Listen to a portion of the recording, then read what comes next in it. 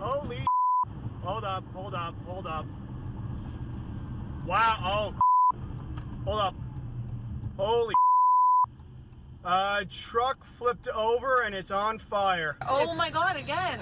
It keeps exploding. We're dealing with a tanker fire, fully engulfed, massive amounts of smoke and fire. Vaughn Fire attending on scene already, waiting to attack the fire. Holy tanker. Go. Get by it.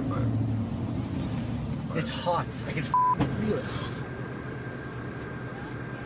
Good evening, I'm Janella Massa. We are live standing on the eastbound lanes of the Highway 407. This is where a fiery crash brought traffic to a standstill just before 5 this afternoon. Take a look behind me.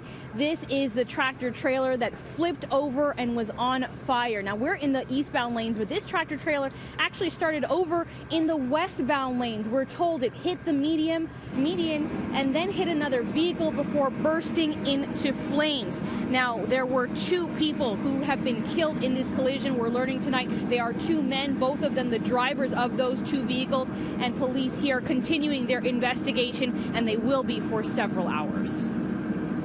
Literally flipped over. Holy it flipped over the medium. It's on the other side. Here's what it looked like moments after that collision. Black smoke billowing through the sky. It could be seen from kilometers away. One OPP sergeant telling us he saw it all the way from Brampton. The fatal crash left drivers stuck in both directions on the 407 during rush hour. 4 hours. So far, investigators aren't sure what caused the tractor trailer to veer into the median. They're looking at whether it could have been mechanical failure or human error. They aren't ruling anything out right now. Now, OPP are asking anyone who may have witnessed the crash or who have dash cam footage to contact them. Here on scene, OPP Sergeant Carrie Schmidt described the chaotic scene and how firefighters worked to knock down the massive blaze.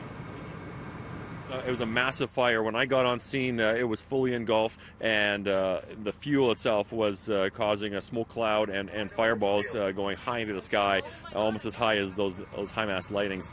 The fire department had to get the equipment, get the foam, and get the lines charged and equipped, ready to attack the fire and go in safely. They weren't sure what they were dealing with and whether or not there was risks of explosion, and so you have to speak to the fire department on those respects. But obviously, a very critical time while they're responding and getting themselves prepared for the attack to put that fire out, and then either whether they let the fire burn in a controlled burn or if they put it all out. There is fuel remaining in one of the tanks of the fuel tanker, and there is equipment here that is ready to start vacuuming and removing the remaining fuel that remains. Now, we've just learned that the 2 men who died in this horrific crash were both the drivers of those 2 vehicles. A 41-year-old man from Brampton was driving the truck, and a 49-year-old man from Mississauga driving the car. Now, this is still very much an active scene. We are on a bridge, and there was concern that the intensity of that heat of those flames could have actually compromised the structure of this overpass, but they're saying that no, it should be okay. But I do want to show you one thing. Take a look at what we're standing on. Look at this. All of this is actually concrete that came flying off the barrier because of the intensity of those flames and that fire. It's just completely strewn all across the lanes of this highway. So the work will continue here to clean this up. They will have to repave this concrete, and they are hoping that while it will take several hours into the early morning hours, they are hoping to have all of this reopened by the morning hours of rush hour. And I'm reporting live now on the 407 between Dufferin and Kiel.